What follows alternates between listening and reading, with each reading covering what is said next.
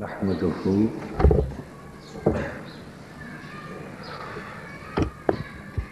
ونصلي ونسلم على سيدنا ومولانا محمد رسوله النبي الأمين المكين الحنين الكريم الرؤوف الرحيم. أما بعد،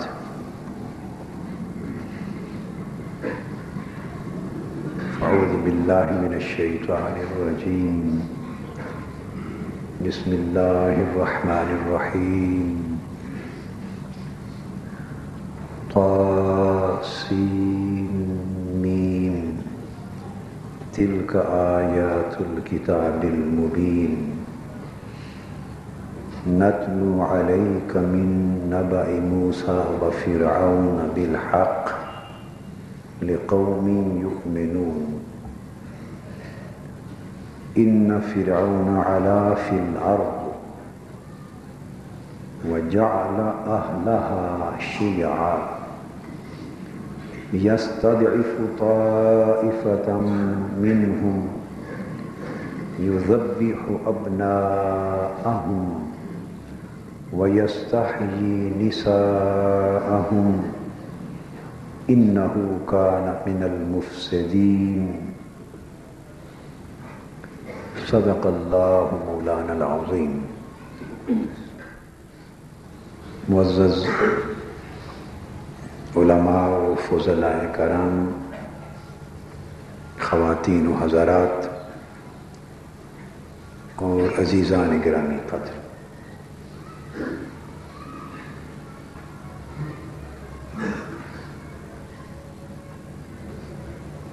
اللہ جل مجدہ کی توفیق سے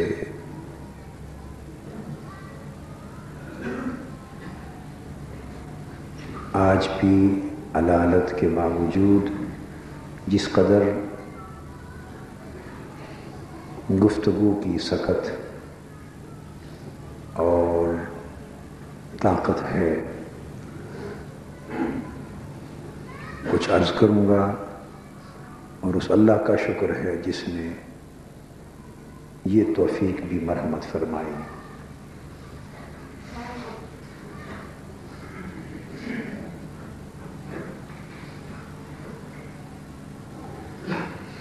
جو گفتگو آج کر رہا ہوں یہ بیان ہے سورۃ القصص کا، جس میں اللہ رب العزت نے سیدنا موسیٰ علیہ السلام اور فرعون کا واقعہ بیان کیا ہے.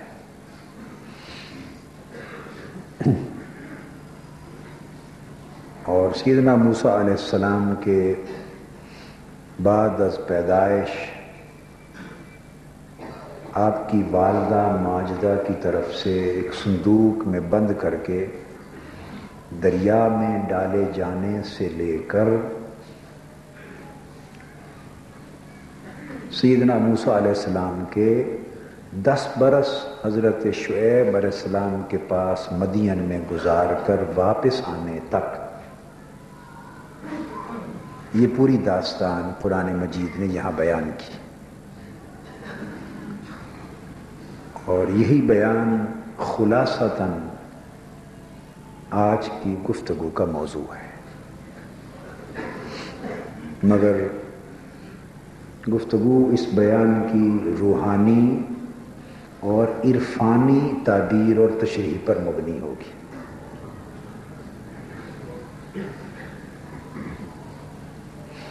اور یہ گفتگو اس وجہ سے بھی ایک خاص مناسبت اور اہمیت رکھتی ہے کہ جو بات اس بیان کے حوالے سے کہنا چاہتا ہوں اس کا تعلق رمضان المبارک کے آخری عشرے کے آنے والے اجتماعی اعتکاف کے ساتھ ہے، تاکہ آپ لوگ اپنا ذہن بنائیں اور ایک ذہنی، قلبی اور روحانی ماحول ابھی سے اس عظیم اعتکاف کے لیے تیار کر لیں. اور جہاں تک ممکن ہے اپنی ملازمتیں، اپنے کاروبار، اپنی دنیاوی مشاغل کو منقطع کر کے 10 روز کے لیے معطل کر کے اس اعتکاف میں شامل ہونے کا پروگرام ترتیب دینا شروع کر دیں۔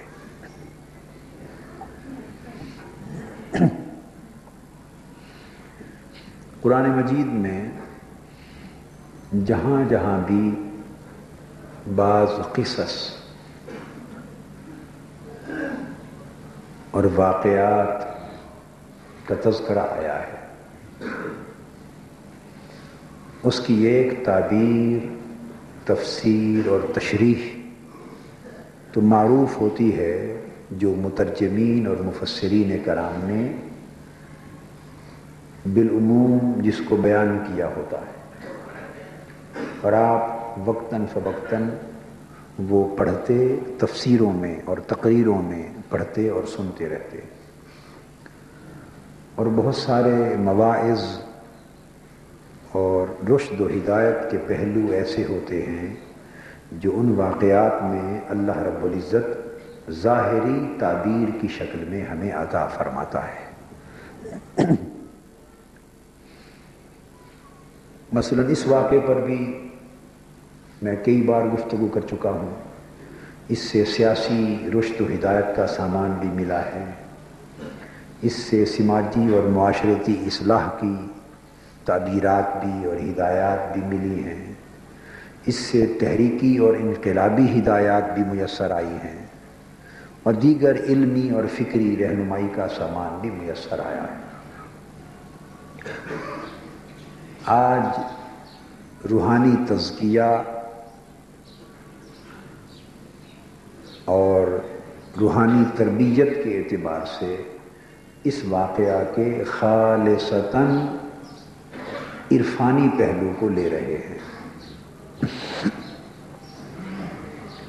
جب ہم کسی واقعہ کے روحانی اور عرفانی پہلو کو لیتے ہیں تو تعبیر میں مراد بدل جاتے ہیں، یعنی فرعون سے مراد وہ تاریخی فرعون نہیں رہتا، اور موسیٰ علیہ السلام سے مراد سیدنا موسیٰ علیہ السلام نہیں رہتے، بلکہ ان کے مورد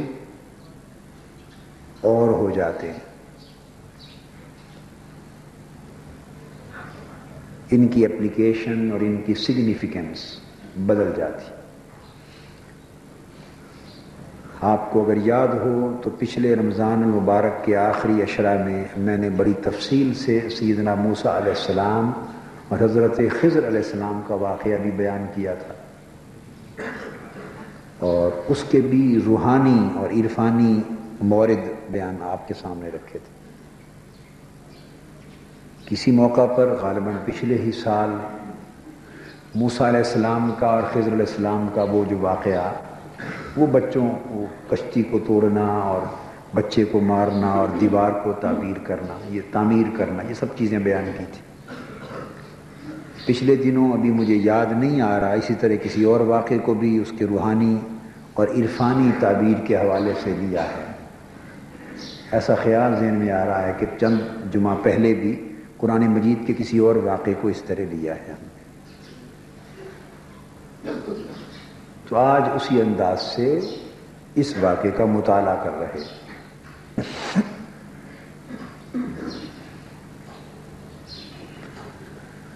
اللہ رب العزت نے فرمایا کہ ہم تمہیں حضرت موسیٰ اور فرعون کا قصہ سناتے ہیں۔ سبحان اللہ، اللہ کا کلام اور اس کا انداز کتنا دل کو لبھانے والا ہے۔ حروف مقطعات طا سین میم کے بعد تلک آیات الکتاب المبین، یہ روشن کتاب کی آیتیں ہیں۔ نتلو علیک، میرے حبیب، میرے پیارے، اب ہم تمہیں ایک اور قصہ سناتے ہیں۔ مائیں بھی بچوں کو قصے سناتی ہیں، مائیں بچوں کو تعلیم تربیت کے لیے نہیں سناتے، قصے سناتی ہیں، کہانیاں سناتی ہیں، واقعات سناتے ہیں۔ اور بچوں کو اس میں بڑی دلچسپی ہوتی. تو یہ بچوں کو قصے واقعات سنا کر ان کے دل کو بہلانا، اور خالی بہلانا نہیں بلکہ اس میں ایک تربیت کا اور تعلیم کا سامان فراہم کرنا، یہ اس میں محبت کا اظہار بھی ہے اور ایک عظیم حکمت پر مبنی تربیت کا انداز بھی ہے.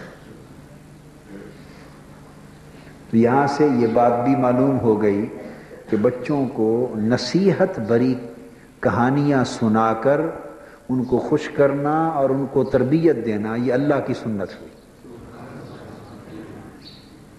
آپ اپنی طبیعتوں کو روکھا نہ رکھا کریں، چھوٹے بچوں کو سنایا کریں کہانیاں. کیا سٹوری بکس بھی ہوتی ہیں، سنایا کریں. بہت سے والدین ایسے ہوتے ہیں کہ باپ سمجھتا ہے کہ یہ بچوں سے پیار کرنا اور ایسے معاملات کرنا ماں کا کام ہے، میں تو باپ ہوں، میں تو بڑا ہوں، میرا درجہ تو ان چیزوں سے اونچا ہے، میں بچوں کے ساتھ یہ بچگانہ باتیں کیوں کروں. بہت سے لوگ سمجھتے ہیں یا نہیں سمجھتے کہ یہ بچگانہ باتیں ہیں. نہیں، یہ ہماری بچگانہ سوچ ہے، یہ اللہ کی سنت ہے. اللہ اپنے پیاروں کو، یہ حضور علیہ السلام کو فرمایا، نتلو علیک، اے میرے پیارے حبیب، اب ہم تمہیں موسیٰ اور فرعون کا قصہ سناتے ہیں. سبحان اللہ، تو کتنا پیار بھرا انداز ہے. اس میں مقصود اللہ پاک نے کوئی یہ نہیں کہ کہانیوں کی کتاب بنائی ہے قرآن مجید، کوئی سٹوری بک نہیں ہے، مگر انداز یہ ہے کہ محبوبہ اب ایک اور واقعہ قصہ سناتے ہیں تمہیں اس کو، اور پھر بالحق، حق کے ساتھ سناتے ہیں. لقوم یؤمنون، سناتے تمہیں ہیں محبوب، سمجھاتے ہیں آپ کی امت کو ہیں. لقوم یؤمنون، ایمان والوں کے لیے. تو محبوب سناتے تمہیں ہیں، کیا نتلو علیک، آپ کو سناتے ہیں، سناتے آپ کو ہیں اور سمجھاتے آپ کی امت کو ہے. اب بیان ہو رہا ہے کہ بے شک فرعون زمین میں بڑا اکڑ گیا تھا، بڑا باغی ہو گیا تھا، سرکش ہو گیا تھا. تو اب یہ زمین کون سی زمین میں؟ اب ہم عرفانی تعبیر کی طرف آ رہے ہیں. کیا زمین سے مراد بدن کی سلطنت ہے؟ کیا یہ جسمانی سلطنت ہے، جسمانی مملکت ہے. یہ پورے جسم کے اندر جو کچھ ہے، جسم کے اندر جو کچھ ہے، یہ ایک زمین ہے، ایک سلطنت ہے، ایک بادشاہت ہے، ایک مملکت ہے، ایک ریاست ہے.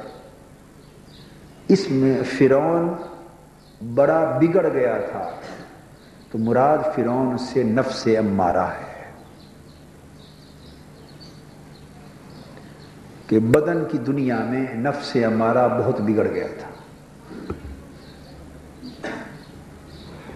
اور یہی حالت ہماری ہے کہ ہمارے بدن کی دنیا میں ہمارا نفس امارہ بہت بگڑ گیا ہے، سرکش ہو گیا ہے، اکڑ گیا ہے. علا فی الارض، اتنا بگڑ گیا ہے کہ کسی کی سنتا نہیں اور کسی کی مانتا بھی نہیں.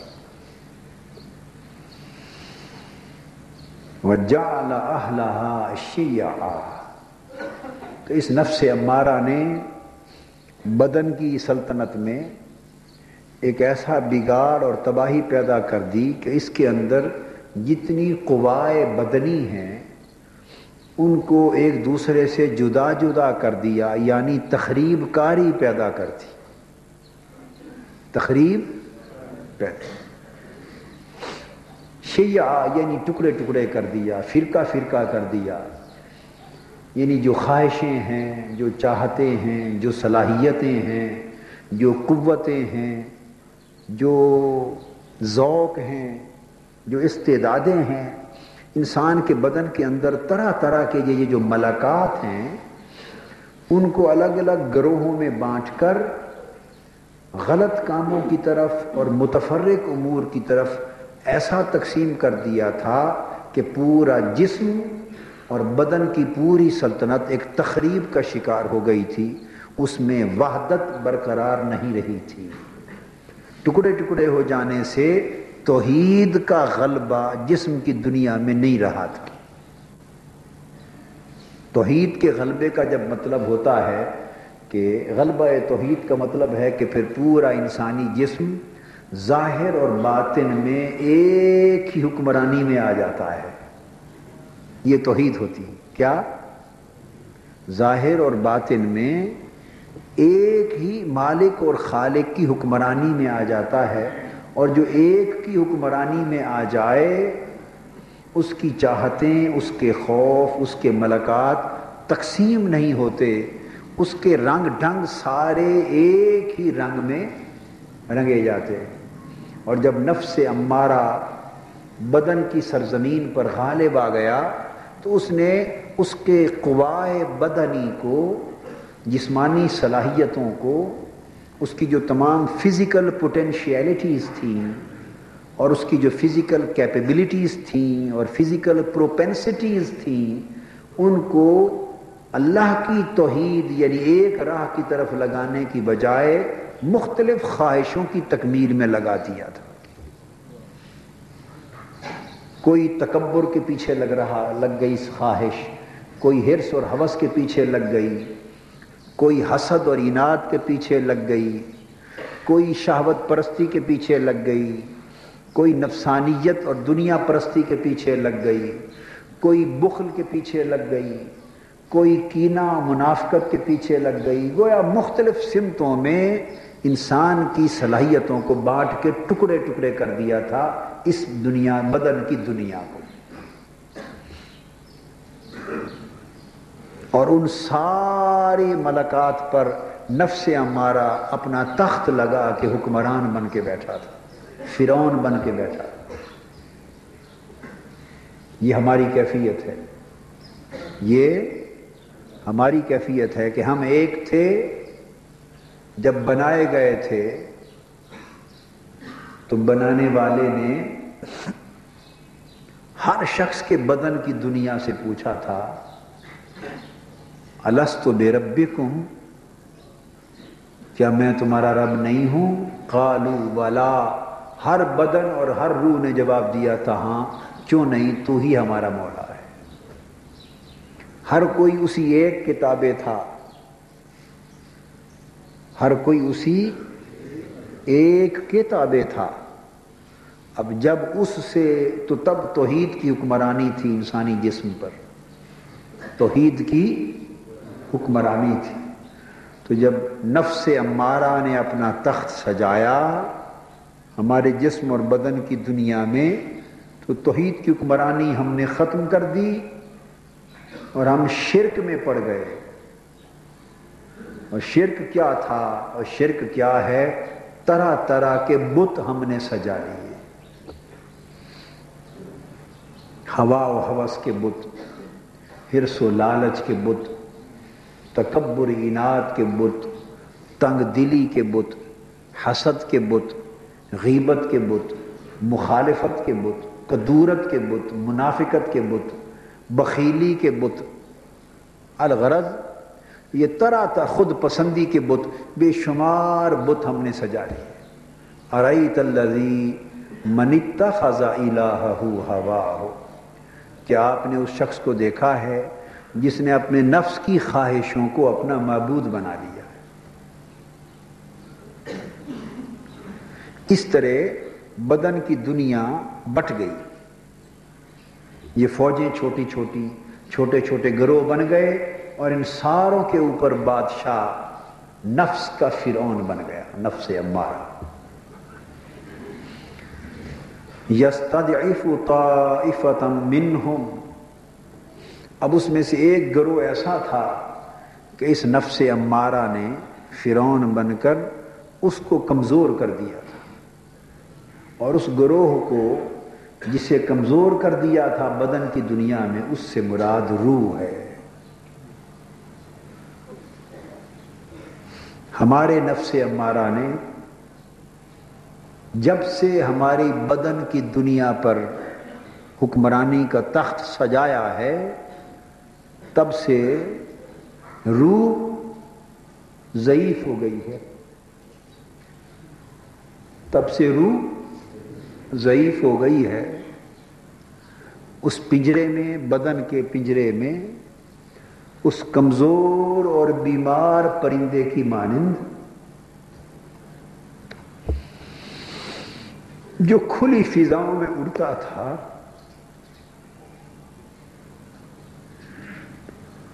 اور دور دور بڑی اونچی اونچی ہواؤں میں رہتا تھا، وہ اس بدن کے پنجرے میں ایسا قید ہوا کہ نہ اس کے بال رہے نہ اس کے پر رہے۔ اب وہ روح اس بدن کے پنجرے میں بیمار پردیسی اور بیمار قیدی کی طرح پھڑا رہی ہے، تڑپ رہی ہے۔ اور بقول مولائے روم، وہ مثنوی شریف کا میرا درس یاد کریں، بقول مولائے روم وہ چیخ رہی ہے اور صاف کہتی ہے کہ میری آہوزاری کو یہاں سننے اور سمجھنے والا بھی کوئی نہیں۔ میں اپنے وطن سے جدا ہو گئی، پردیس میں بدن کے پنجرے میں قید ہو گئی، تڑپ رہی ہوں، رو رہی ہوں، ہجر اور فراق کے نغمے الاپ رہی ہوں، مگر کوئی رازداں نہیں ملتا جو میری زبان کو سمجھ سکے، میرے رونے دھونے کو سمجھ سکے۔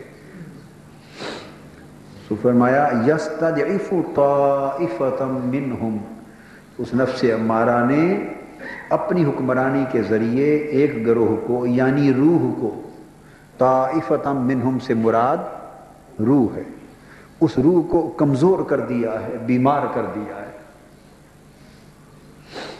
ہماری روح ہمارے اس بدن کے پنجرے میں بیمار ہو، اور وہ انتظار میں تھی سال بھر سے کہ یہ لوگ سال کے بعد 10 دن حضور علیہ السلام کی سنت میں ایک اعتکاف میں بیٹھتے ہیں، شاید بیٹھنے والے کچھ ایسی محنت کریں، روح سوچتی ہے کہ مجھے آزادی مل جائے۔ یہ رمضان کا مہینہ اس روح کی آزادی کے لیے آیا ہے۔ پھر ارشاد فرمایا یذبح ابناءہم ویستحیی نساءہم، وہ نفس امارہ روح کو کمزور کر کے اب کیا کرتا تھا، ان کے بیٹوں کو ذبح کر دیتا تھا اور ان کی بیٹیوں اور عورتوں کو زندہ رکھتا تھا۔ جن بیٹوں کو ذبح کرتا ہے اس سے مراد روح کے روحانی تقاضے، روح کے روحانی تقاضے۔ روح کے روحانی تقاضے کیا ہیں؟ روح خوراک مانگتی ہے، کہتی ہے بدن، نفس کو تو خوراک مل رہی ہے، میری بھی کوئی خوراک ہے، مجھے بھی کھانے کو کچھ دے۔ اے روح تیری خوراک کیا ہے؟ وہ کہتی ہے میری خوراک اللہ کا ذکر ہے، میں بھوکی ہوں، میں بھوک سے مر رہی ہوں، مجھے کچھ اللہ کا ذکر دے، مجھے اللہ کی کچھ محبت دے، اللہ کے ذکر کا کھانا دے، اللہ کی محبت کا پانی دے، مجھے کچھ اللہ کی قربت اور معرفت کا شربت پلا، کچھ تقویٰ کی خوراک دے، کچھ عبادت کی خوراک دے، کچھ اخلاص کی خوراک دے، کچھ طاعت کی خوراک دے، کچھ مناجات کی خوراک دے، تاکہ مجھے بھی کچھ تقویت پہنچے۔ مگر روح کو یہ خوراک نہیں دینے دیتا نفس امارہ جو بدن کی سلطنت پر فرعون کی مانند حکمران بنا بیٹھا ہے، وہ روح کو اس کے تقاضے پورے نہیں ہونے دیتا، اس لیے وہ روح کے تقاضوں کو قتل کر رہا ہے۔ یذبح ابناءہم، روح کو کمزور کر رہا ہے، کر دیا ہے اس نے، اور جو روح کے تقاضے ہیں جن سے روح کو تسکین ملے گی اور روح کو زندگی ملے گی، ان کو ذبح کر رہا ہے، روح کے تقاضوں کو ذبح کر رہا ہے۔ وَيَسْتَحْيِي نِسَاءَهُمْ، اور ان کی عورتوں کو زندہ رکھتا، اور عورتوں سے مراد نفس کے تقاضے، روح کے تقاضوں کو ابنا کہا، ان کے بیٹوں کو ذبح کرتا ہے، اور نفس کے تقاضوں کو نساء کہا، اور عورتوں کو، ان کی عورتوں کو زندہ رکھتا ہے۔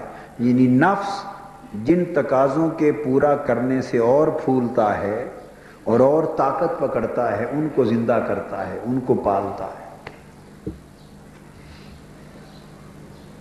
نفس جن جن چیزوں سے طاقتور ہوتا ہے وہ چیزیں مہیا کرتا ہے ان کو، وہ چیزیں ان کو مہیا کرتا ہے عرض بدن میں، زمین کی دنیا میں، جسم کی زمین پر، اور روح جن تقاضوں کے پورا ہونے سے طاقت پکڑتی ہے، صحت یاب ہوتی ہے، ان تقاضوں کو ذبح کرتا ہے، مارتا ہے، ختم کرتا ہے۔ اِنَّهُ كَانَ مِنَ الْمُفْسِدِينَ، میں یہ نفس ہمارا بہت بڑا مفسد ہے، بڑا فسادی ہے۔ آگے اللہ پاک فرماتے ہیں وَنُرِيدُ أَن نَّمُنَّ عَلَى الَّذِينَ اسْتُضْعِفُوا فِي الْأَرْضِ، اب ہم نے ارادہ کیا، اللہ پاک نے ارادہ فرمایا کہ وہ جو اس زمین میں کمزور کر دیے گئے ہیں، ہم نے ارادہ کیا کہ ان کمزوروں پر احسان کریں۔ جو اس زمین میں کمزور کر دیے گئے ہیں، ہم نے ارادہ کیا کہ ان پر انمنا، ان پر انعام کریں، احسان کریں۔ کمزور کون کر دیے گئے ہیں؟ عرض بدن یعنی زمین جسم میں روح کے تقاضے، تو اللہ پاک نے فرمایا ہمیں تڑپتی ہوئی روح اور اس کے تقاضوں پر رحم آ گیا، اور ہم نے چاہا کہ یہ روح کے تقاضے جو ذبح ہو رہے ہیں، جو پس رہے ہیں، جو کمزور کر دیے گئے ہیں، ان پر احسان کریں، انعام کریں، اور کوئی سبیل ان تقاضوں کے پورا کرنے کی پیدا فرمائیں تاکہ ان کے ذریعے روح طاقتور ہو، ان کے ذریعے وَنَجْعَلَهُمْ أَئِمَّةً، ہم روح کے تقاضوں کو تقویت دیں، ان کو طاقتور کریں، اور ان کو امام بنا دیں، ان کو رہبر بنا دیں، پیشوا بنا دیں۔ وَنَجْعَلَهُمُ الْوَارِثِينَ، اور ان روح کو اور روح کے تقاضوں کو ہم بدن کی بستی اور بدن کی مملکت میں حکمران بنا دیں۔ یعنی ہم نے فیصلہ کیا کہ نفس امارہ سے سلطنت چھینے اور روح کو جسم کی سلطنت عطا کرے، یہ انقلاب لائیں، یہ روحانی انقلاب لائیں کہ جسم کی سلطنت اور بدن کی دنیا سے نفس امارہ کی حکومت کو ختم کریں اور روح کی سلطنت کی بحالی فرمائیں۔ وَنُمَكِّنَ لَهُمْ فِي الْأَرْضِ، اور ان کو زمین میں یعنی بدن کی دنیا میں اقتدار عطا کر دیں، روح کو حکمران کر دیں۔ ہم نے ارادہ کیا، یعنی روحانی انقلاب لانے کا ارادہ کیا۔ تو یہاں اشارہ اس امر کی طرف ہے وَنُرِيدُ أَن نَّمُنَّ، ہم نے ارادہ کیا، تو مطلب یہ ہے کہ کوئی بھی انقلاب سچا ارادہ کیے بغیر نہیں آتا۔ آپ بھی اگر چاہتے ہیں کہ اس طرح نفس امارہ کی حکمرانی ہماری زندگیوں سے ختم ہو اور ہم عرض بدن یا سلطنت بدن، بدن کی سلطنت کے اوپر اس تخت پر روح کو بٹھائیں اور روح کی حکمرانی آئے اور روح کے نورانی تقاضے غالب آئیں، تو فرمایا بنورید پھر تمہیں بھی ارادہ کرنا پڑے گا اور اپنے ارادے کو اللہ کے ارادے کے ساتھ ملانا پڑے گا۔ ارادہ تو ہم پختہ ارادہ تو کرتے نہیں، خالی خواہش کرتے۔ اگر پختہ ارادہ کریں تو پھر عمل کے لیے نکل پڑے۔ بولیے، اگر پختہ ارادہ کریں تو عمل کے لیے نکل پڑے۔ اور یہ اعتکاف آ رہا ہے، یہ اسی روحانی انقلاب کا موسم آ رہا ہے۔ روحانی انقلاب کا موسم آ رہا ہے۔ یہ پت جھڑ کا موسم تھا جو کئی مہینوں سے رہا، پت جھڑ کا، خزاں کا موسم تھا۔ اب 1 مہینے کی بہار آئی اور آخری 10 دن اس بہار کے شباب کے ہوں گے۔ آخری 10 دن اس بہار کے، بولیے، شباب کے ہوں گے، تاکہ ہم بدن کی بستی میں انقلاب لا سکیں۔ کتنے ہیں جو ان 10 دنوں میں اس انقلاب کا ارادہ رکھتے ہیں اور چاہتے ہیں کہ کوچ کریں خزاں سے اور اس بہار کی طرف چلیں؟ کتنے ہیں بتائیے؟ اس میں اعتکاف کے حوالے سے پوچھ رہا ہوں، بے سمجھی میں ہاتھ مت کھڑے کریں، بے سمجھی میں ہاتھ مت کھڑے کریں۔ سوچ کر، ایک سودا ہے، پت جھڑ اور خزاں کے موسم سے نکل کر اس بہار سے اپنی بستی کو فیضیاب کرنے کا کتنوں نے ارادہ کر لیا ہے؟ ہاتھ کھڑا کریں۔ اس اعتکاف کا کچھ باہر بھی نظر آ رہا ہے کہ نہیں؟ باہر کیا کیفیت ہے؟ پختہ ارادہ کریں۔ وَنُرِيدُ أَن نَّمُنَّ، فرمایا ہم نے ارادہ کیا کہ احسان کریں، مگر اللہ بھی انہی پر احسان کرتا ہے جو بندے خود ارادہ کرتے ہیں۔ خدا نے آج تک اس قوم کی حالت نہیں بدلی، نہ ہو جس کو خیال خود اپنی حالت کے بدلنے کا۔ ہم ارادہ کریں گے تو اس کا ارادہ بھی ہماری سمت ہو جائے گا۔ تو فرمایا ہم نے ارادہ فرمایا کہ روح کو اقتدار دیں۔ فرعون اور حامان اور ان کے جو لشکر ہے، فرعون سے مراد نفس امارہ اور حامان سے مراد عقل مادی، حامان سے مراد عقل مادی ہے، اس کو عقل معاش بھی کہتے ہیں، تصوف اور سلوک کی اصطلاح ہے۔